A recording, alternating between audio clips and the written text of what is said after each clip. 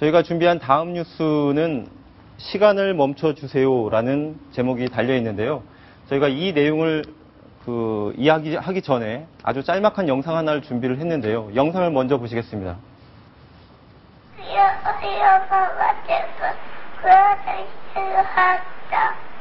그 아저씨가 왔어. 그쪽으로 오더나. 그래가? 네가 울었어? 저희가 앞서서 울었어? 말씀드린 대로 1999년 5월 대구에서 6살짜리 남자아이가 학원을 가는 도중에 누군가가 황산을 뿌렸습니다. 그 황산을 뿌려 있고 온몸이 3도 화상을 입은 상태였는데 49일간 생존하면서 어머니와 저런 시간을 보냅니다. 저 당시에 어머니와 나눈 대화가 지금 다시 화제가 되고 있는데 엄마 보고 있을게.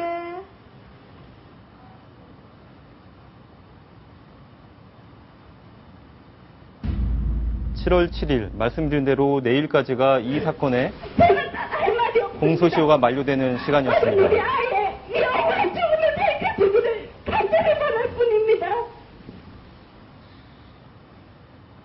마지막에 어머니의 절규가 저희 가슴을 굉장히 무겁게 하는데요. 대구 황산 테러 사건으로 알려져 있습니다. 어떤 사건인지 아주 간략하게 좀 설명을 해주시죠. 예, 방금 말씀하셨듯이 15년 전, 네. 1999년 5월에 대구 동구 효목동에서 발생한 사건입니다. 당시 이제 피해자는 김태환 군이라고 방금 어머니가 나오셨는데요. 그 태환 군은 당시 6살이었고요. 집에서 나와서 학원으로 가던 길이었습니다. 네. 근데 가던 중 정체를 알 수 없는 남성이 태환 군의 얼굴, 상체 부분에 다량의 그 황산을 부었고요. 다행히 현장에서 목숨은 건졌지만 네. 태환 군은 병원에서 사투를 벌이다가 49일 만에 숨졌습니다. 경찰이 바로 수사에 착수했고요. 네. 하지만은 현장에서 볼 수 있는 남아있는 증거라고는 거의 없고 태환 군의 진술, 방금 영상에서 보셨지만은 아는 사람이다. 요 진술밖에 남아있는 게 없었습니다. 그걸 바탕으로 경찰이 태환 군 어떤 주변의 부모와 주변 그 관계를 탐문을 해가지고 한 남성의 용의자로 이제 좀 지목을 했는데요. 그 부모님도 그 용의자를 의심을 했고요. 근데 네. 결정적인 증거가 없다 보니까 결국 이렇게 내일 모레 공소시효까지 시간이 이르게 됐습니다. 네, 오늘 저희 제작진이 이 방금 숨진 고 김태환 군의 어머니 박정숙 씨와 직접 전화로 인터뷰를 했습니다. 어머니가 생각하고 기억하고 있는 아들 태환 군의 모습은 이랬습니다. 한번 들어보시겠습니다. 어떤 아들이요? 네. 지금 가슴이 뻥 비어 있으면 가슴을 채워주는 아이였겠죠. 가슴이 구멍이 나 있으니까. 저희가 아들에 대해서 더 설명을 요청드리기가 미안할 정도로 어머니가 아주 깊은 슬픔에 잠겨 있어가지고 더 이상 질문을 못 드렸었는데요. 그 당시에 15년 전에 경찰과 검찰에 대한 수사에 대해서 되게 아쉬워했습니다. 이 결론을 내지 못한 부분에 대해서. 그리고 또 법원에 재정 신청을 하게 된 배경은 이렇게 설명을 합니다. 들어보시겠습니다.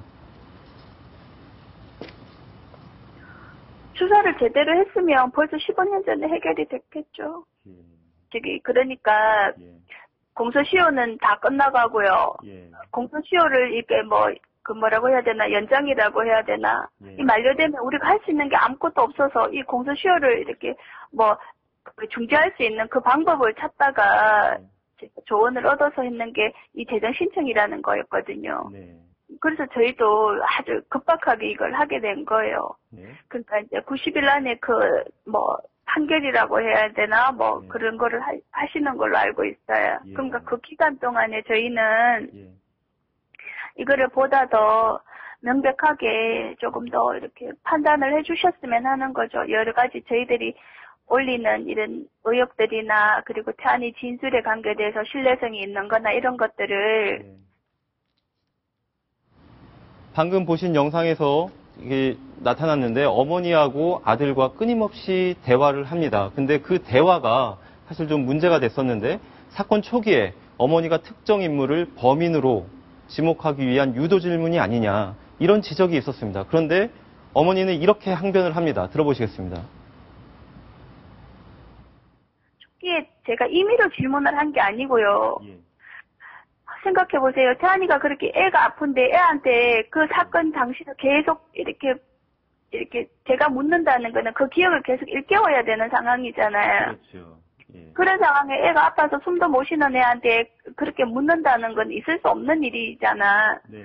그런데 경찰 관계자들이 물어라 했고, 예. 또, 그러니까, 태안이가 대답했는 거에 대해서 좀 부족하면은 조금 이런 식으로 더 물으라고 메모까지 해줘서 그 메모대로 물은 거고 그런 거였거든요. 예.